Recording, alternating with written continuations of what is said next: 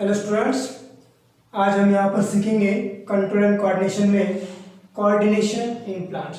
बच्चों, इसके पहले हमने देखा है कि एनिमल कोऑर्डिनेशन किस तरह से होता है। तो एनिमल में एक सिस्टम प्रेजेंट होता है जिसको नर्वस सिस्टम कहा जाता है, और उसके साथ ही मस्कुलर सिस्टम भी रहता है जो कि मूवमेंट करवाता है। ठीक है, तो nervous system and muscular system दोनों प्रेजेंट रहते हैं एनिमल बॉडी में। ठीक है, लेकिन प्लांट में क्या होता है बच्चों, they do not have nervous और मस्कुलर सिस्टम, ये दोनों सिस्टम उसमें प्रेजेंट नहीं रहते। तो फिर प्लांट किस तरह से मूवमेंट करते हैं कि नहीं, जिस तरह से हम कोई भी इन्वायरमेंट अगर चेंज होता है तो उसको हम रिस्पांस करते हैं, या फिर स्टिमुलस जो एक्सटर्नल स्टिमुलस जो रहता है उसको हम रिस्पांस देते हैं। क्या प्लांट भी देते हैं? यस, ये भी एक रिस्पांस टू स्टिमुलस, ये एक लिविंग थिंग की कैरेक्टरिस्टिक्स है, याद रखना बच्चों। तो ये जो कैरेक्टरिस्टिक्स है, इसके हिसाब से प्लांट भी स्टिमुलस को रिस्पांस देते हैं। तो किस तरह से, तो वो अपनी मूवमेंट करवाते हैं। तो मूवमेंट के बारे में हम यहाँ पे देखेंगे बच्चों, मूवमेंट्स या फिर मूवमेंट्स इन प्लांट, इस तरह से लिखेंगे हम। देखो, तो ये जो मूवमेंट्स रहते हैं बच्चों, दो टाइप की रहती है। एक पहली है growth dependent movement, and second रहती है ग्रोथ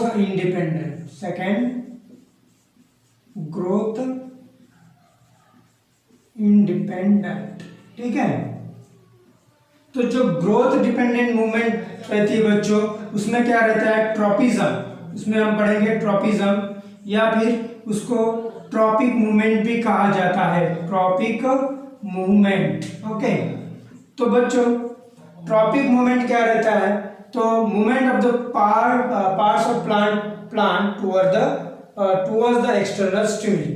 ठीक है, तो ये ट्रॉपिज्म है जिसमें ग्रोथ होता है।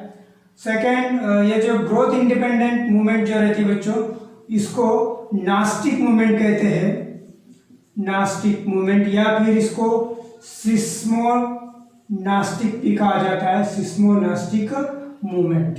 ठीक है, सिस्मोनास्टिक मूवमेंट। तो इसको अगर डिफाइन करना है तो किस तरह से करोगे, ट्रॉपिज्म बराबर, तो tropism movement of parts of plants toward the external stimuli is called as tropism या फिर tropic movement. Nastic movement और seismonastic movement, these are the movements which are growth independent. Such type of movement is called as seismonastic movement और nastic movement. तो सबसे पहले बात करेंगे tropism की। तो ट्रॉपिज्म के एग्जाम्पल देखेंगे बच्चों यहाँ पे। तो सबसे पहला है हाइड्रोट्रॉपिज्म या फिर हाइड्रोट्रॉपिक मूवमेंट, दोनों भी कह सकते हैं। तो जो हाइड्रोट्रॉपिज्म है बच्चों, प्लांट के जो पार्ट्स रहते हैं, ये वाटर जो स्टिमुलस रहता है उसके तरफ मूव करते हैं, या फिर मूवमेंट उसका वाटर की तरफ रहता है। तो ऐसी जो मूवमेंट है इसको हाइड्रोट्रॉपिज्म कहा जाता है। तो एग्जाम्पल अगर देखेंगे यहाँ पे, तो वो है root, movement of the root, movement of roots की जो मूवमेंट रहती है वाटर की तरफ मूव होती है, बराबर है। तो इसको हाइड्रोट्रॉपिज्म हम कहेंगे। सेकंड देखेंगे फोटोट्रॉपिज्म। फोटो मतलब लाइट, ये लाइट की तरफ मूव होते हैं, जैसे कि प्लांट की जो शूट रहता है या टिप रहता है कि नहीं, वो कहाँ पे लाइट की तरफ मूव होता है। ठीक है, तो ये जो मूवमेंट रहती है इसको हम कहेंगे फोटोट्रॉपिज्म। तो एग्जांपल, ग्रोथ ऑफ शूट या फिर tip of the plants. Third ये है ग्रेविट्रॉपिज्म।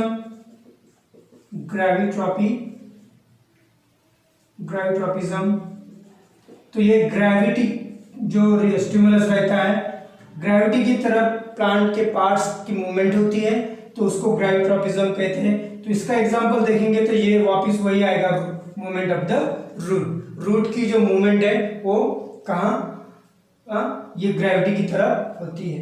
देन फोर्थ अगर देखेंगे तो फोर्थ है बच्चों यहाँ पे हाइड्रो हो गया, फोटो ग्रेविट्रोपिज्म।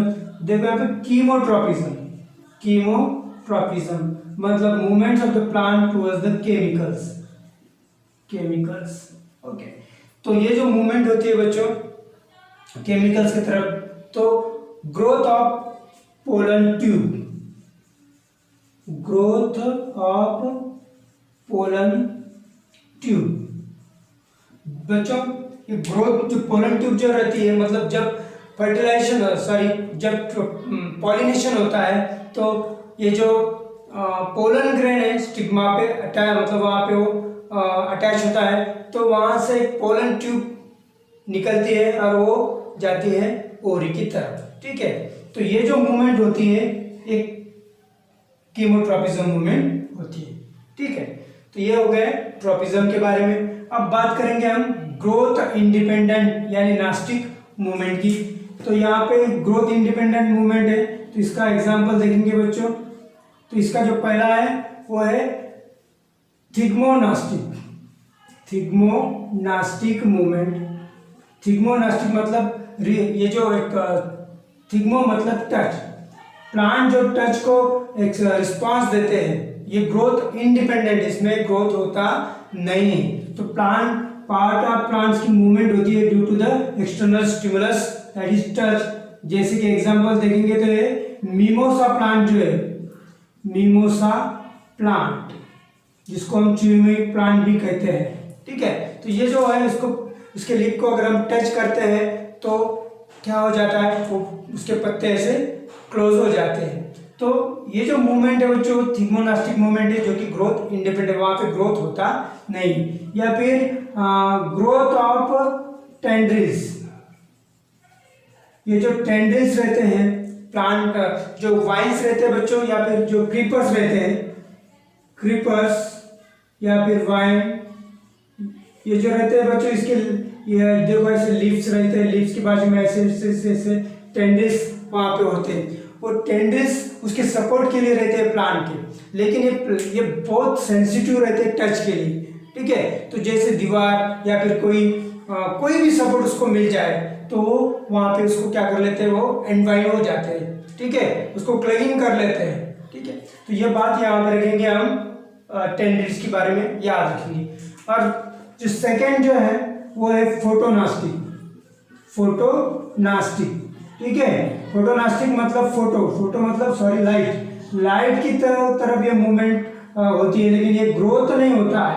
अगर अपन एग्जांपल देखेंगे तो यहाँ पे सनफ्लावर जो है, तो आपने देखा होगा सनफ्लावर किस तरह से अपना जो उसका जो फेस रहता है, जिस तरह से सन जाता है उसी तरह से वो मूव होता है। तो ये जो सब बातें बच्चों, ये प्लांट में तो नर्वस सिस्टम या मस्कुलर सिस्टम प्रेजेंट नहीं रहता है, लेकिन उसकी मूवमेंट होती है।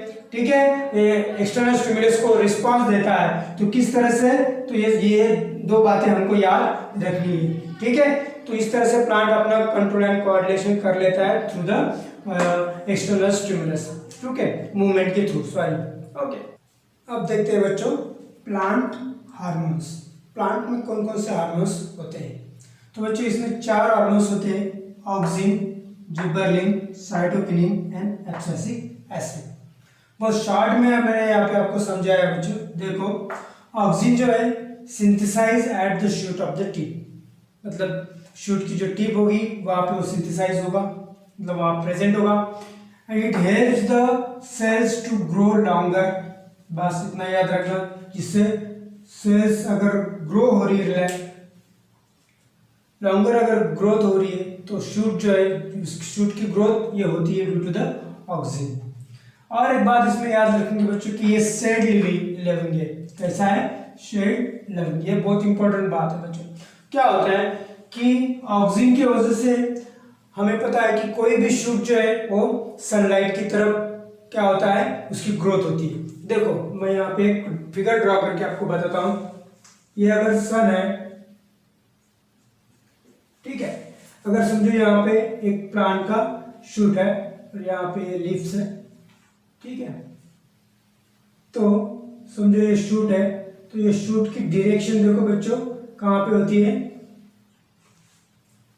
मैंने एक ड्रॉ किया है वहाँ पे आपको समझने के लिए। ठीक है, अच्छे से करता हूँ। समझो ये प्लांट का एक शूट है, ठीक है, और ये इसके लीफ, यहाँ पे भी लीव्स रहते हैं और लेकिन शूट, ठीक है। तो ये शूट जो रहता है बच्चों, इसको मैं थोड़ा सा बड़ा करता हूँ। ये हमें कहाँ दिखता है कि ये सन की तरफ ग्रो हो रहा है। हमें पता है कि वहां पे ऑक्सीजन रहता है, और ऑक्सीजन कैसा है, शेड लविंग है, ठीक है। तो ये जो ऑक्सीजन है ये सभी क्या हो जाता है, समझो ये शूट है, तो ये डायरेक्शन से क्या होता है, सनलाइट आता है, तो ये अपोजिट साइड पे क्या होता है, ग्रेटर कांस्टेंट में जमा हो जाता है। और इधर ये साइड के बाजू, ये साइड में वो अगर जमा हो रहा है तो ये साइड क्या होती है, ज्यादा ग्रो होती है, ये साइड ज्यादा ग्रो होगी।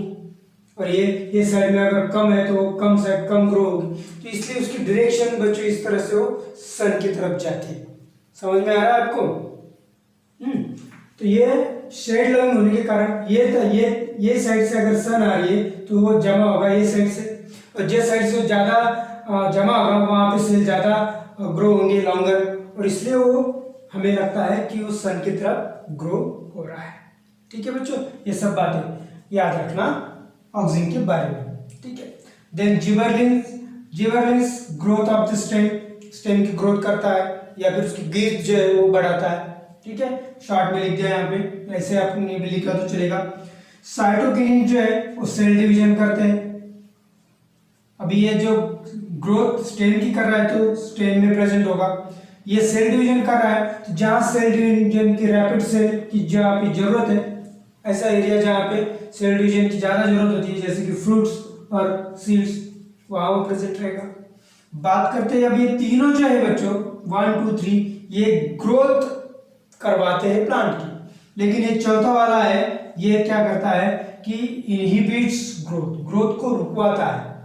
For example wilting of leaves, कुछ दिनों के बाद देखो लीव्स जो है येलो हो जाते हैं और गिर जाते हैं, तो ये फॉलिंग ऑफ लीव्स या विल्टिंग ऑफ लीव्स जो होता है तो ये उसकी ग्रोथ स्टॉप करवाता है, तो ये उसके लिए रिस्पॉन्सिबल रहता है एब्सिसिक एसिड। तो इस तरह से ये 4 हार्मोन्स बच्चों याद रखना, स्पेशली ऑक्सीजन के बारे में थोड़ा सा अलग है इसलिए उसको अच्छे से समझ लेना। ठीक है, और ये एक लास्ट वाला जो कि ग्रोथ नहीं करवाता है, बाकी तीनों ग्रोथ करवाते हैं।